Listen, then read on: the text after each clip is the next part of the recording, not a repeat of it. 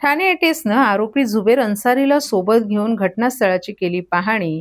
हिंदू संघटनांनी दर्शवला विरोध.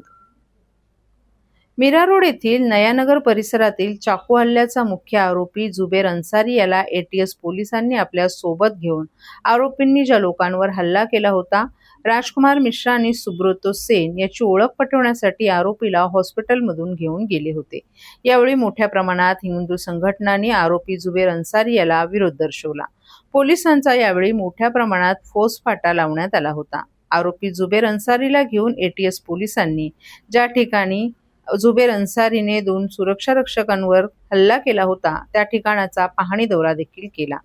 नयानगरमध्ये गदारोळ सुरूच असून हिंदू आम्ही जिहादींचा अत्याचार सहन करणार नाही आणि जय श्रीरामच्या घोषणा देत आंदोलन करीत आहेत. पीडितांचा जाब घेण्यासाठी आणि घटनास्थळाची पाहणी करण्यासाठी एटीएसचे जवान रुग्णालयात दाखल झाले होते. मीरा रोडवरील नयानगर पोलीस ठाण्याबाहेर हिंदूंचा मोठा जमाव जमला होता. ते प्रशासनाविरोधात घोषणाबाजी करत होते आणि आम्ही जिहादींचा अत्याचार सहन करणार नाही अशी घोषणा देत होते. आंदोलकांचं नयानगरमध्ये एखाद्या व्यक्तीचं नाव, धर्म आणि जात विचारून त्याच्यावर चाकूने हल्ला करण्याची ही घटना अत्यंत धक्कादायक असल्याचं म्हणणं आहे.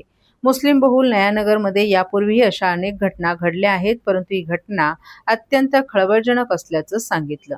जखमी राजकुमार मिश्रा यांना वोकॉट रुग्णालयात दाखल करण्यात आलं असून त्यांचा जबाब घेण्यासाठी एटीएस आणि नयानगर पोलीस रुग्णालयात पोहोचले होते, परंतु आयसीयूमध्ये असलेल्या राजकुमार यांचा जबाब अद्याप मिळाला नाही.